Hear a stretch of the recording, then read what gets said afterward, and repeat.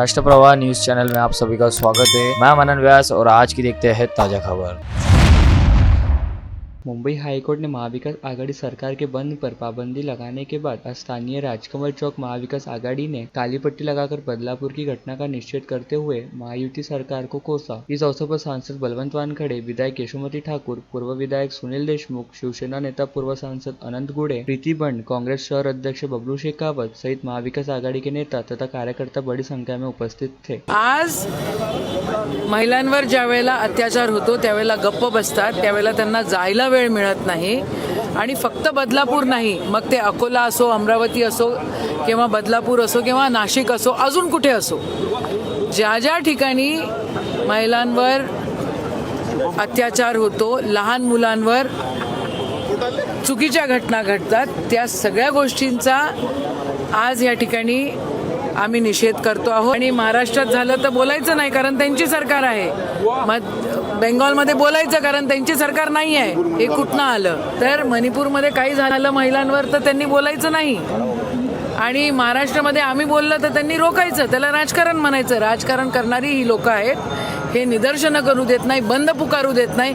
मला आठवत नाही कधी हायकोर्टाने बंदला बंदी आणलेली आहे, पहिल्यांदा आणलेली आहे ही बंदी। कोर्टानं जी काही महाराष्ट्र बंदच्या वर जी काही बंदी आणली त्यामुळे पक्षाच्या आदेशानुसार, महाविकास आघाडीच्या आदेशानुसार आम्ही इथं मूक धरणे आंदोलन करत आहोत आणि ते धरणे आंदोलन आमचं आता त्याचं प्रतिकात्मक धरणे आंदोलन आहे आणि ते आंदोलन आमचं चालू आहे। स्थानीय इरविन चौक में भारतीय जनता पार्टी के प्रदेश अध्यक्ष चंद्रशेखर बावनकुड़े के नेतृत्व में बदलापुर सहित राज्य के अन्य शहरों में हुई घटना के निषेध में संवेदना सभा का आयोजन किया गया। इस अवसर पर सांसद डॉक्टर अनिल बोंडे, पूर्व विधायक आशीष देशमुख, पूर्व सांसद नवनीत राणा, दिनेश सूर्यवंशी, तुषार भारतीय, किरण पातुरकर, जयंत डेहनकर, किरण मल्ले, एडवोकेट प्रशांत देशपांडे सहित भाजपा के पदाधिकारी तथा कार्यकर्ता बड़ी संख्या में उपस्थित थे। पवार ठाकरे यांनी काँग्रेसला त्यांचं राजकारण लखलाब आहे। मलाही सून आहे, मलाही मुलगी आहे, मलाही नात आहे, त्यांनाही मुलगी आहे, त्यांनाही नाती आहेत। अशा घटनेला राजकीय घटना म्हणून पाहू नये। राजकारण करण्याकरता खूप विषय महाराष्ट्रामध्ये आहेत, पण ही घटना त्या कुटुंबाचा तरी विचार केला पाहिजे। ज्या कुटुंबाचा आपण न्याय देण्याकरता बोलतो आहे त्या कुटुंबाचा विचार केला पाहिजे आणि त्या कुटुंबाला सर्व म्हणून काय ताकद देता येईल, सर्व पक्ष म्हणून 14 कोटी जनता म्हणून काय ताकद देता येईल हे काम केलं पाहिजे।